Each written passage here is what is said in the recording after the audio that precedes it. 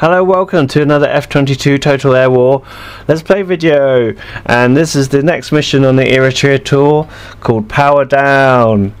And if you remember from the previous F22 Total Air War video called Armed Reese, we did a reconnaissance flight or recce over the area and identified the power station. Now we need to take it out. We start on the runway and we're going to go full power, and here we go.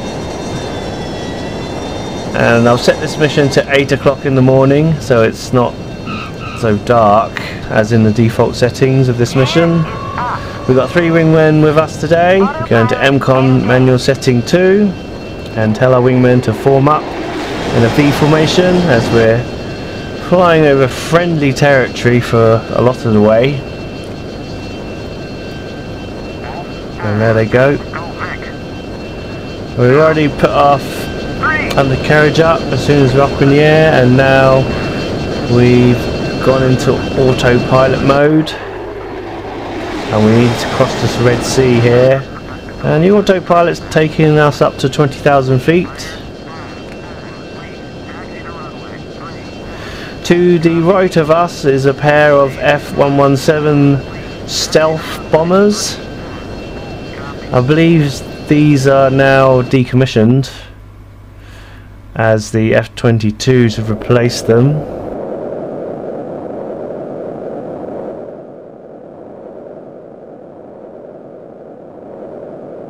And there goes the F117 stealths.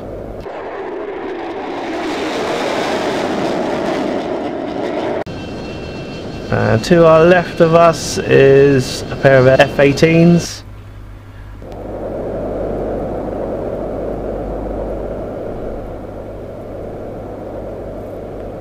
And these are multi-role aircraft. There are no enemy contacts that I can see. There is a AWACS E3 Sentry just at a bearing of 30 degrees. And you can see the big radar dome on top of it.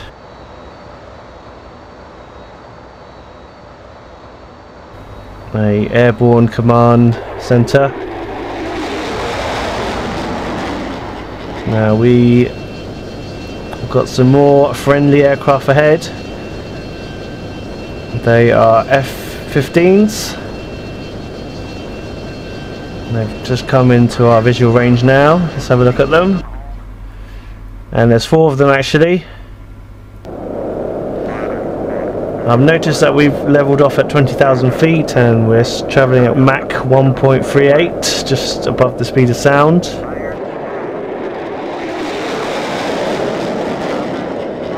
We're heading along to waypoint 2, which is about 100 miles away. Now I've gone into our air-to-ground mode and I've selected the JDAM bomb, and you can see this white circle just ahead of us, and that is the launch targeting circle. These JDAM bombs are already pre-programmed, so all we need to do is fly over to the target area and drop the bombs when the target is in that circle. So it's pretty easy, there's no need to slave a laser. It's all guided by a GPS system, and because we've recce'd the area before, the bombs are all programmed from that information.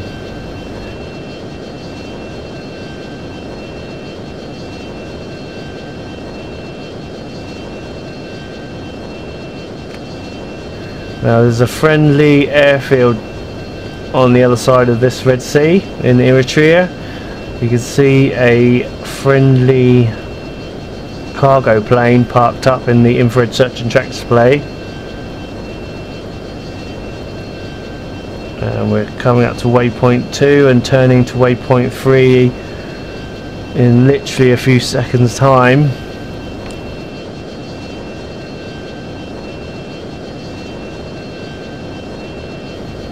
There we go.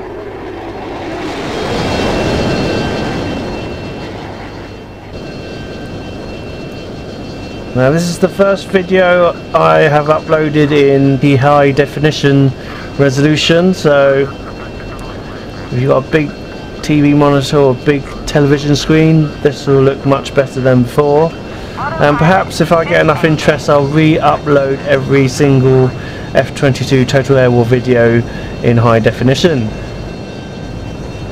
There's a friendly tank over here.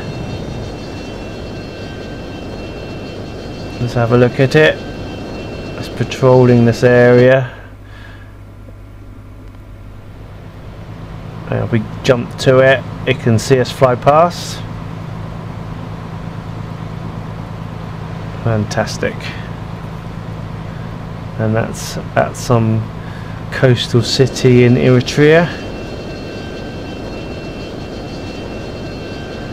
Now waypoint 3 is about 120 miles away. It's going to take about 9 minutes to get there, so I'm pressing Shift and T to speed up time.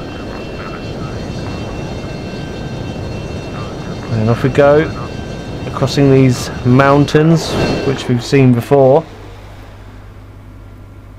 It's a great way to duck in and dive and fly around if we're being pursued.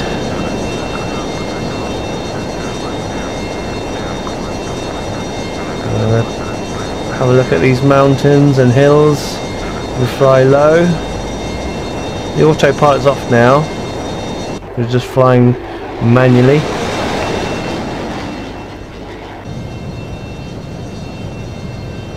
And I'll put my afterburners on just to get a bit of speed, because there's not a lot going on here.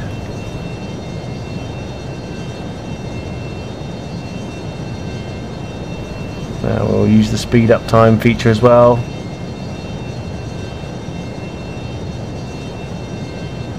There's some EF2000 Eurofighters over here. They're friendly ones as well.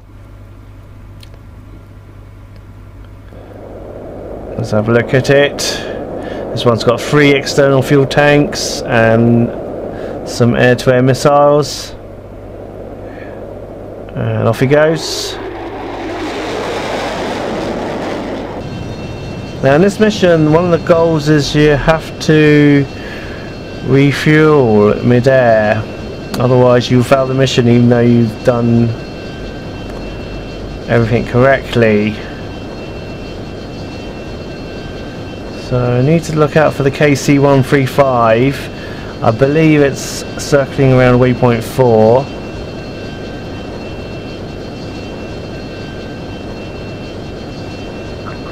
I think it's just ahead of us now. I just saw it in the tactical display. Let's have a... there it is. I'm just going to target it so we don't lose it. Now there's a red triangle in the tactical display just ahead of us as well, so I've got to be careful not to draw its attention. And here's the refueling plane.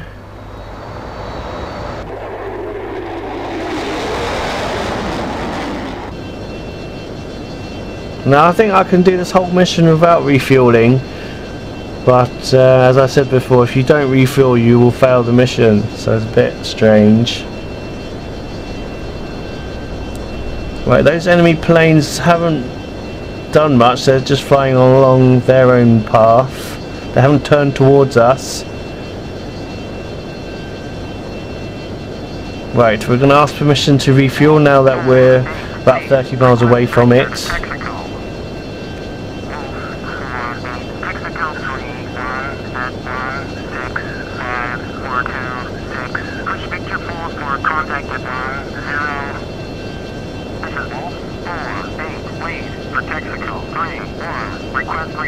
Okay, when we get this message, we press Y on the keyboard to confirm we're nose cold.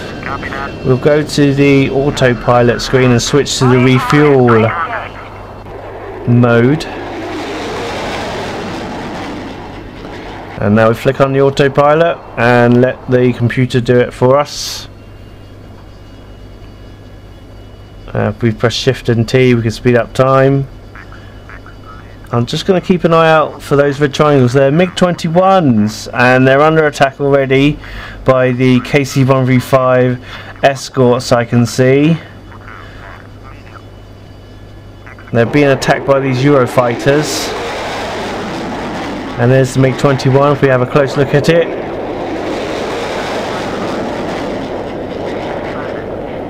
It's a combat air patrol, so it's going to be sticking around.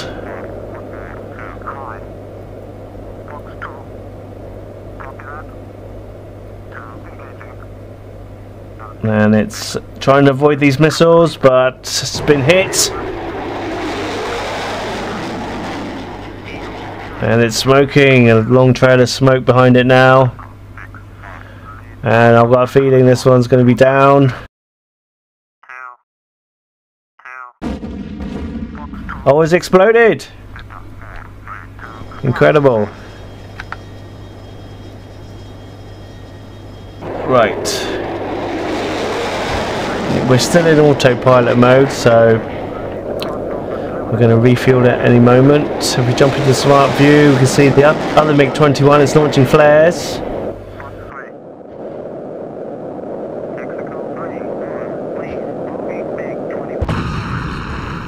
And it's been hit.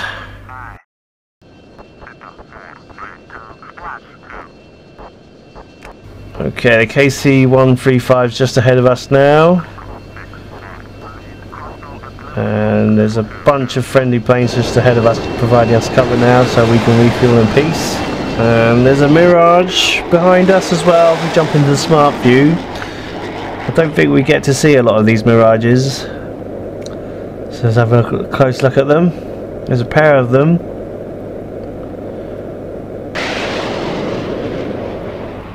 They're very small and manoeuvrable because they have a delta wing design.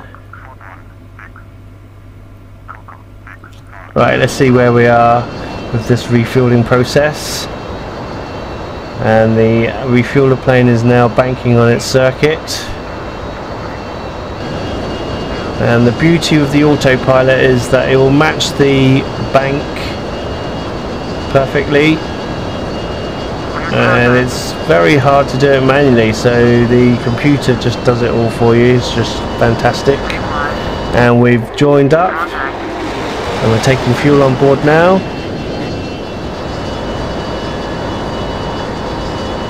And there's our three wingmen just behind us. They've got to refuel as well, so I may just jump the video in a second. It's going to take an awful long time for them to refuel.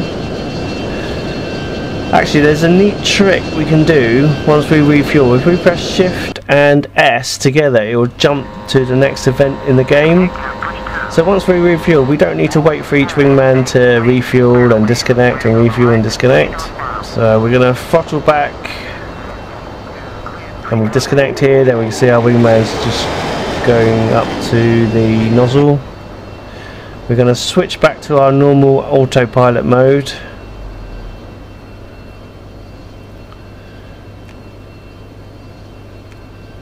And there's the first wingman going up.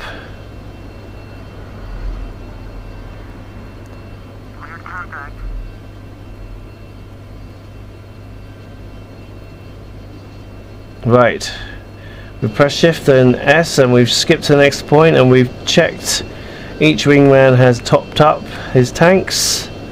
So now we're on our way to waypoint 5. Now we're going to go into a different formation now. We're going to go into a strike loose formation, which means we're all flying a long line with one behind each other.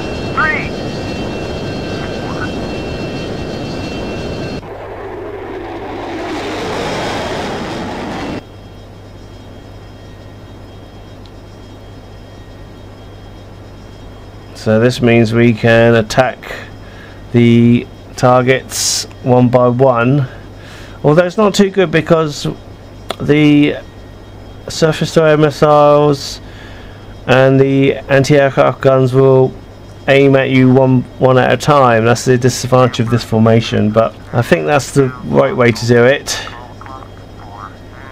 If we look over here, there's some F-15s being shot at and one's exploded.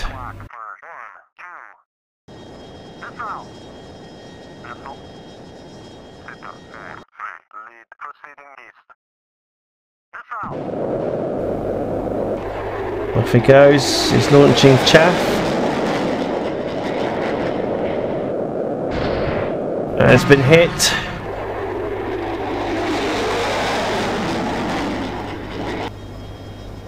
And they've been attacked by these surface-to-air missile launchers. So we need to be really careful not fly too close and too slow at them. And this F-15 is done for. It's completely out of control and into the ground.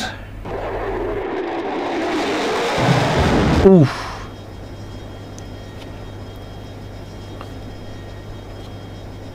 Now we're going to fly just between these two surface-to-air missile launch sites. So just here, one to the left and one to the right.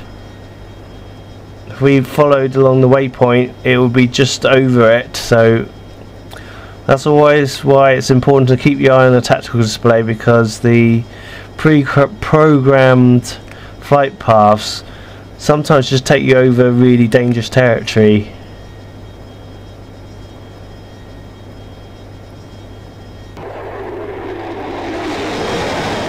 And we can see after waypoint 5 is the target area, and that's marked by a red triangle.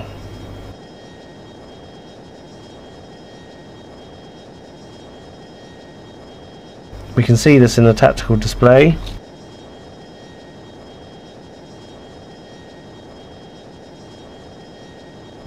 Now the autopilot will take us down low, and I don't want to go over the target area too low, because if you go below say 8,000 feet, the anti-aircraft guns will get you, and they are very deadly in this simulation. So we're going to fly at about 10,000 feet and as fast as we can. Now the power station is about 26 miles away now. I'll put my afterburners on and we're going full power. Now I'll switch to our JDAM bombs. You can see a circle's come up now in front of our plane on the bottom right hand side of the screen. I'm just going to have a look. I'm just going to jump back into our air to ground mode cannons and see what's around. There's a anti-aircraft tank there.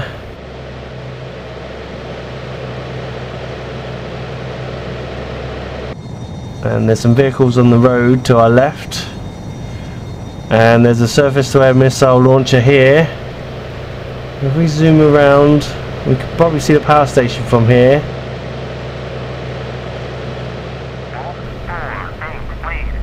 There it is, just to the left of this surface-to-air missile launcher. And we need to fly close to it. Now we are in range. And bombs away. And this one's guided by the GPS system, if you remember. We've got a missile launched at us. We're going to launch chaff. You've got to launch chaff manually with the insert button, because if you're in MCON setting 3 or below, then no chaff will be launched. Right, if we follow this bomb,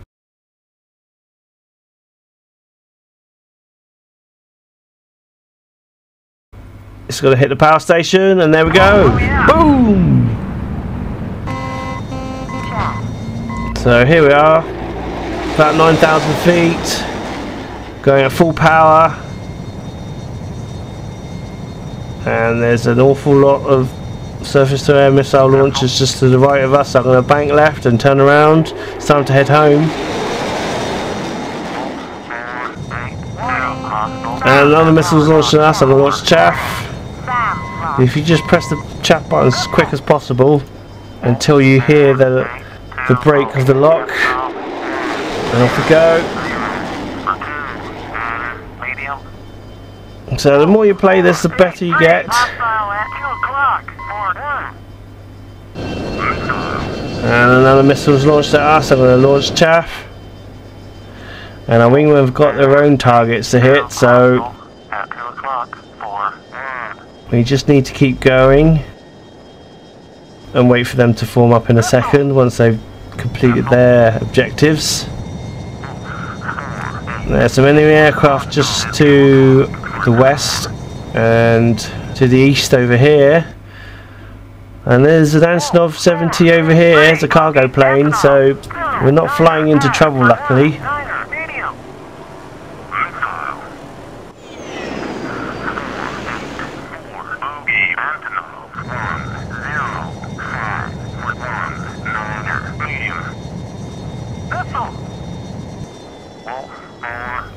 We can decide to let it go as it's not critical to our mission. Now there's some Su-27s ahead of us, so I want to conserve our missiles for that. We've only got a handful, well, we've only got 2 AIM-120R long-range missiles and 2 short-range infrared missiles. We have a look at it, and it's on a combat air patrol. There's 2 of them.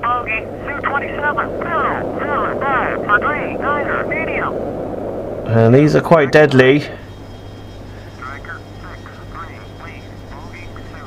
I don't think they've seen us. They are occupied with somebody else.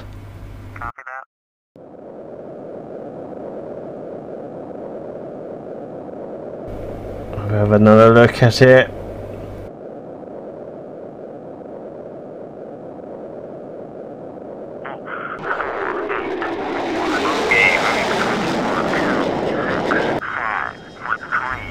We're getting reports of MiG-21s. Maybe a pair of them near the Su-27s.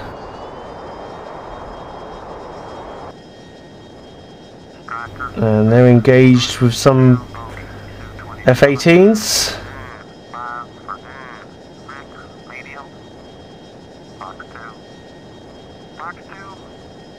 And they're in a missile dogfight. And there's a joint strike fighter over here as well, just behind the F-18s. And this F-18's been hit by the Su-27s. It's going down. We can't do much from here. We just have to wait until we get over there. And the F-18's just launched a missile at the Su-27. I think it's got it. I can see it just going careering off the screen there. There may not be anything left for us when we get there.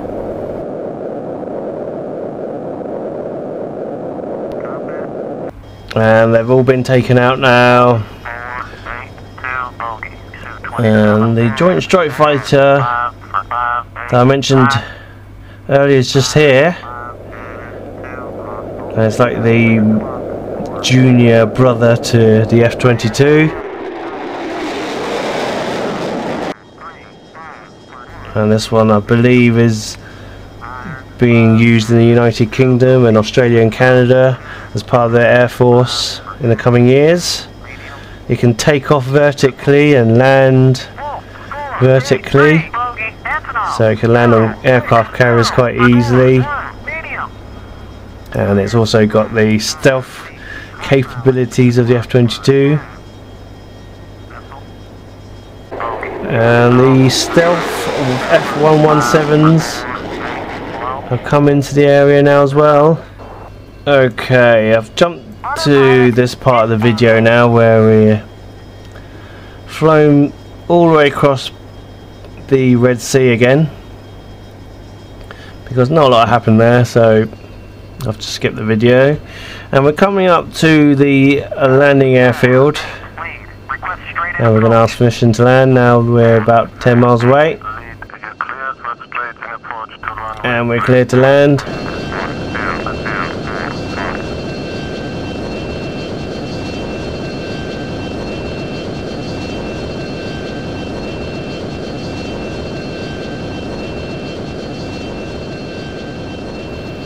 If we switch to our RLS mode, we can see the landing boxes indicating the glide slope. We're going to pop our gear down once we're below 300 knots, and we'll use our air brake as well to help slow us down.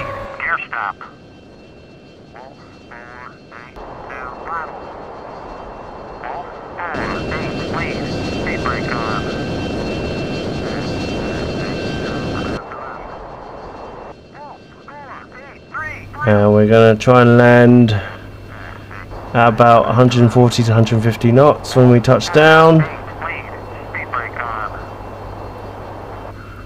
And I think we're a little bit low. We need to pull up. Oh, I think we've touched down a little bit early, but we're okay. And we're going to turn off here as we've landed so quickly. Not the best landing I've done. I'm just going to turn off and get back onto the taxiing strip. Mission goals have been completed. Excellent.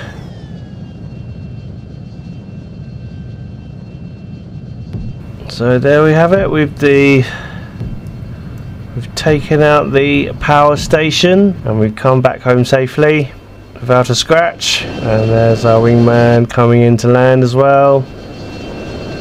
I'm going to find a good place to stop so we can end this video. I think we're just going to plonk ourselves here.